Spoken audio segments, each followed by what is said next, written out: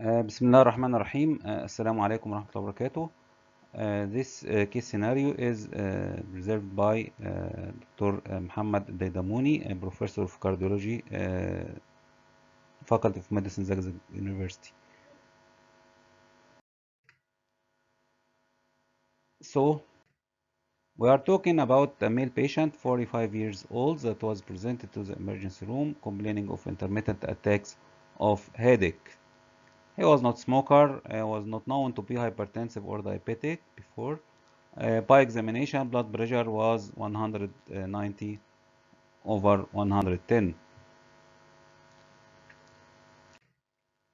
So this case is diagnosed as hypertensive urgency, hypertensive emergency, or malignant hypertension.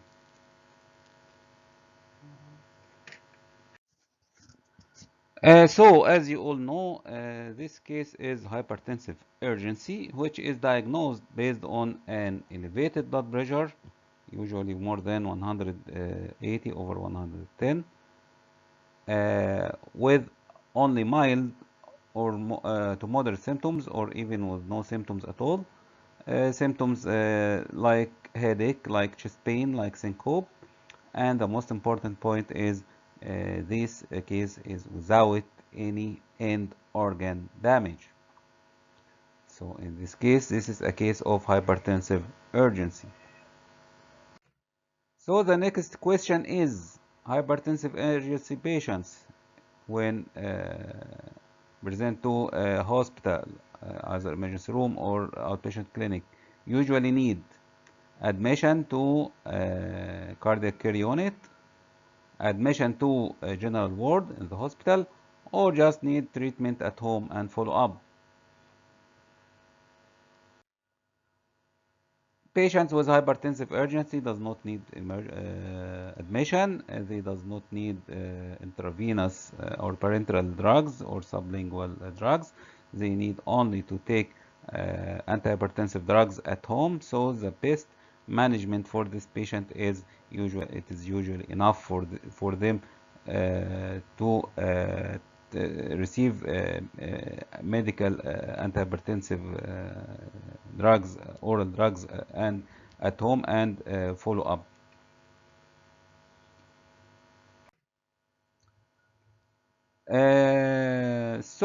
Is it important to take a full medical history from your hypertensive patient and to do a thorough clinical examination for him?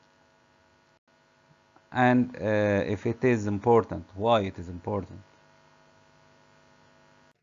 Of course, it is important to take a history and good and thorough clinical examination for every patient you meet, but it is of specific importance here in hypertensive patients for to confirm the diagnosis of hypertension, to search for accompanying disease that may affect the drugs, the choice of the antihypertensive drugs, the component indication, and to search for a cause of secondary hypertension. It is a very important thing, as you know, secondary hypertension, or most cases of secondary hypertension are treatable.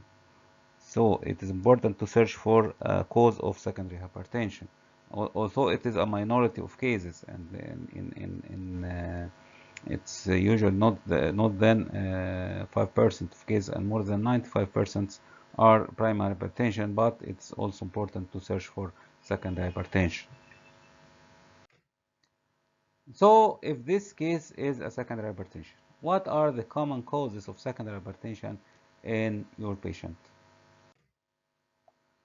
So in this age group, the age of our patient, which is 45,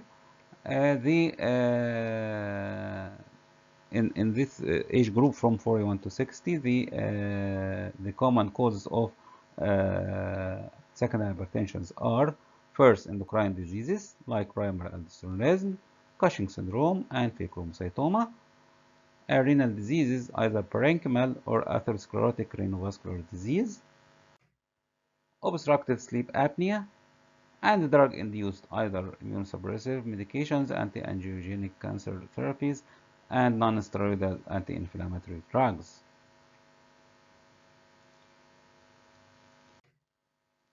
So, if during clinical examination and while you are auscultating the patient's abdomen at the over the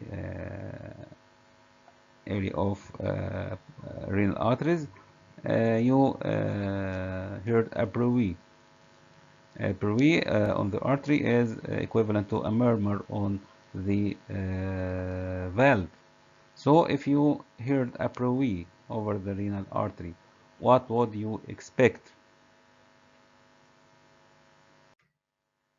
A bruit heard over the renal artery usually is a sign of renal artery stenosis, which is a common cause, as we know, as we told you now, is a common cause of secondary hypertension in this age group. In this age group, renal artery stenosis is more probably caused by atherosclerosis.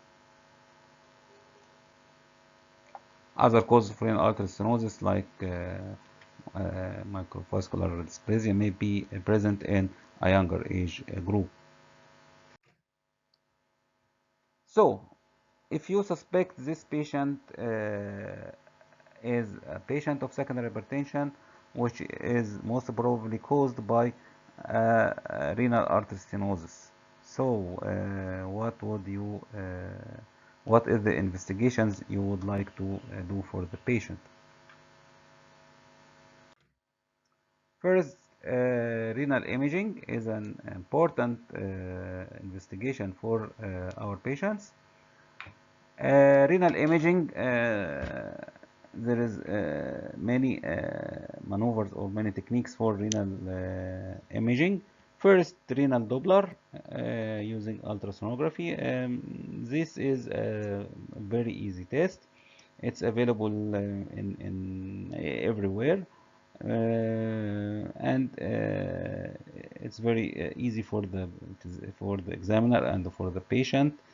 How it is also inexpensive, however it is less accurate for diagnosing renal artery stenosis. Second imaging technique is MRI with the contrast, usually gadolinium contrast, or CT angiography. However, these techniques are quite accurate, far more accurate than Doppler, or however, these techniques are expensive, much expensive than Doppler, and also are not available everywhere.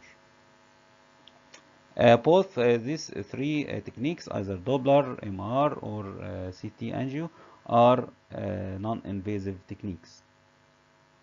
The last imaging technique, which is the standard or the diagnostic standard for renal artery stenosis, is angiography. However, this technique is invasive, so the patient is this technique has the risk of invasive techniques. However, it's, as we said, it's a gold standard, and it is mandatory if intervention or renal artery intervention is planned.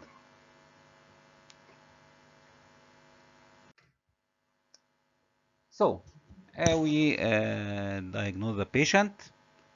By history, by clinical examination, by the investigation we did, and we diagnosed our patient as secondary hypertension caused by renal artery stenosis. How to treat?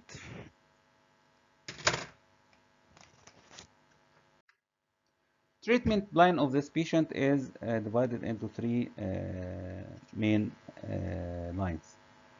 First line is lifestyle modifications, which is common for every hypertensive patient. Second is the drug treatment for hypertension.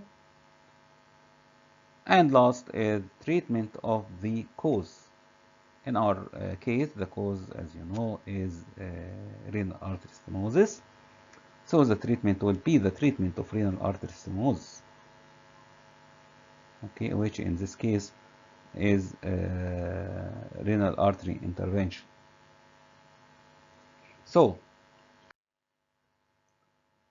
if we talk about antihypertensive drugs, what are the suitable antihypertensive drugs for treating your patients with renal artery stenosis? Or in another way, there is any recommendation or special recommendations for choosing the antihypertensive drugs in this particular patient? The answer is yes, there is. It's better to say there is some drugs are not suitable or better not to be used or could be considered as contraindicated. These drugs are the drugs with major effects on angiotensin, renin, aldosterone system, which are the angiotensin converting enzyme inhibitors or ACE inhibitors, and the angiotensin 2 receptor blockers or the ARBs. Angiotensin converting enzyme inhibitors like captopril, okay,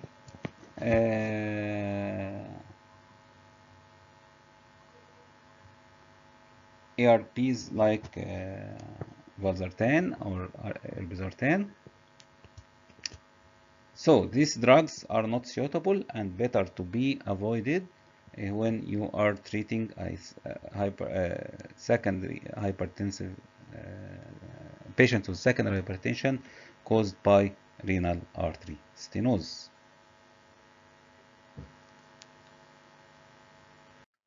So, if you decided to treat the cause in this patient, what is the intervention maneuver suitable or technique suitable for treating a patient with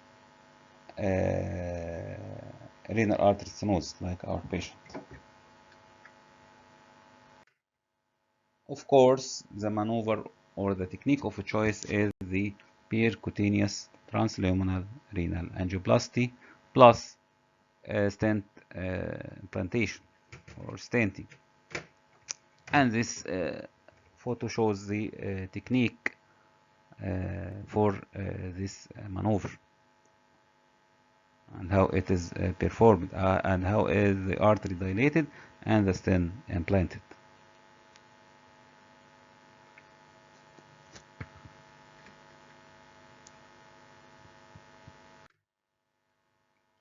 And thank you very much.